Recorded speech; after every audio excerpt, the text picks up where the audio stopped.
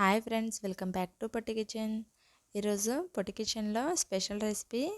మనం రెగ్యులర్గా ఇంట్లో పప్పు కానీ రసం కానీ పెడుతూ ఉంటాం కదా. అలాంటప్పుడు కాంబినేషన్ కర్రీ ఉంటే బాగుంటుంది అని ఇంట్లో వాళ్ళందరూ అనుకుంటూ ఉంటారు కదా. సో మన ఫ్యామిలీకి నచ్చినట్లు చేసి పెట్టాలంటే ఇలాంటి ఆలుగడ్డ వేపుడిని చేసి పెట్టండి. కాంబినేషన్కి చాలా చాలా బాగుంటుంది. చాలా ఇష్టంగా కూడా తింటారండి. ఇష్టం లేని వాళ్ళు కూడా ఇలా ఆలుగడ్డ వేపుడిని చేసి పెట్టినట్లయితే మరోసారి కావాలంటారు. అంత బాగుంటుంది, కమ్మగా ఉంటుంది వేపుడు అనేది. సో దీన్ని ఎలా ప్రిపేర్ చేయాలనేది వీడియోలో చూసేద్దాం. స్టవ్ మీద ఒక గిన్నె పెట్టుకొని 2 టేబుల్ స్పూన్ ఆయిల్ని యాడ్ చేసుకోవాలి. ఆలూని అయితే నేను ఫ్రెష్గా కడిగి ఇలాంటి ముక్కల సైజుని అయితే తీసుకున్నాను. మీకు ఇష్టమైన సైజులో కట్ చేసి తీసుకోండి ఆలూని అనేది. సో ఇలా కట్ చేసి తీసుకున్న ఆలూని ఒక గిన్నెలోకి యాడ్ చేసేసుకోవాలి.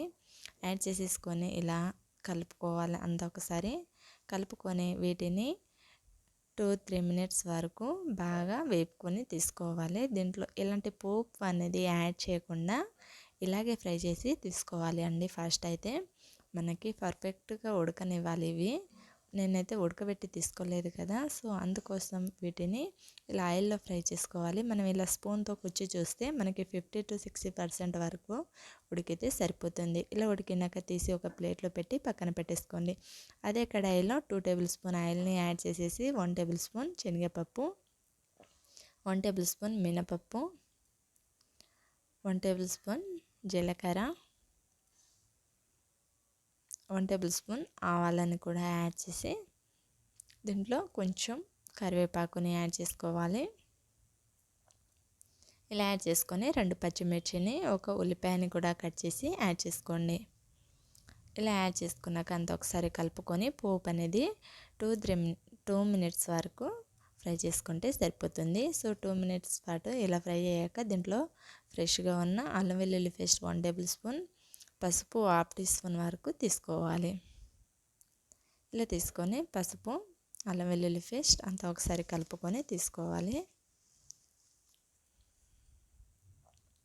సో ఇలా కలుపుకొని తీసుకున్నాక దీంట్లోకి మనం ఫ్రై చేసి పెట్టుకున్న ఆలుగడ్డ అనేది యాడ్ చేసుకోవాలి. ఇలా యాడ్ చేసుకొని మరోసారి అంతా ఒకసారి కలుపుకొని తీసుకోవాలి. సో ఇలా కలుపుకున్నాక వీటిని 5 మినిట్స్ పాటు కుక్ చేసుకుంటే సరిపోతుందండి. చూడండి, 5 మినిట్స్ తర్వాత మనకి చాలా బాగా ఆలుగడ్డ అనేది ఉడుకుతుంది. దీంట్లో 1 టేబుల్ స్పూన్ కారాన్ని, 1 టేబుల్ స్పూన్ గరం మసాలాని, 1 టేబుల్ స్పూన్ నేను మసాలా పౌడర్ని యాడ్ చేస్తున్నానండి. అంటే అన్నీ కలిపి మసాలాని ప్రిపేర్ చేసి పెట్టుకున్నాను. అది 1 టేబుల్ స్పూన్ కనుక యాడ్ చేసినట్లయితే మనకి ఫ్లేవర్ అనేది చాలా బాగుంటుంది. సో ఇలా యాడ్ చేసి అంతా ఒకసారి కలిపి తీసుకోవాలి. ఇలా కలిపి తీసుకున్నాక 1-2 మినిట్స్ పాటు దీంట్లో లాస్ట్కి కొంచెం సాల్ట్ని కూడా యాడ్ చేసి కలుపుకోండి. మనం వేసిన మసాలా అనేది 2 మినిట్ పాటు ఇలా మీడియం ఫ్లేమ్లో కలుపుకుంటూ తీసుకుంటే అడుగు అనేది మాడకుండా పర్ఫెక్ట్గా వచ్చేస్తుందండి. సో లాస్ట్కి దీనికి రుచికి తగ్గ సాల్ట్ని యాడ్ చేసేసి అంతా ఒకసారి కలుపుకొని తీసుకోవాలి. ఇలా కలుపుకొని తీసుకున్నాక దీంట్లో కొంచెం కొత్తిమీరని యాడ్ చేసుకోండి. లాస్ట్కి సరిపోతుంది. సో ఇలా కొత్తిమీరని కూడా యాడ్ చేసేసి మరోసారి అంతా కలిపేసుకొని తీసుకోవాలి. ఇలా కలిపేసి తీసుకున్నాక మనం స్టవ్ ఆఫ్ చేసేయచ్చు. సో ఇలా స్టవ్ ఆఫ్ చేసుకొని సర్వింగ్ బౌల్ తీసుకొని స్టవ్ ఆఫ్ చేసుకొని పప్పుతో అయినా ఎలాంటి రసంతోనైనా కాంబినేషన్గా పెట్టుకొని తినండి. చాలా చాలా బాగుంటుంది. అంతేకాదండి, ఇది వేడివేడి రైస్లో కూడా కాంబినేషన్ అనేది సూపర్గా ఉంటుంది.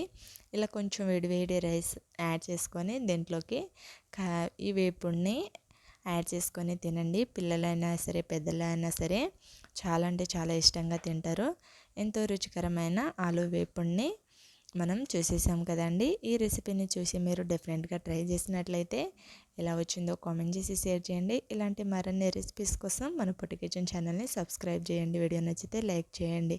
Thank you for watching.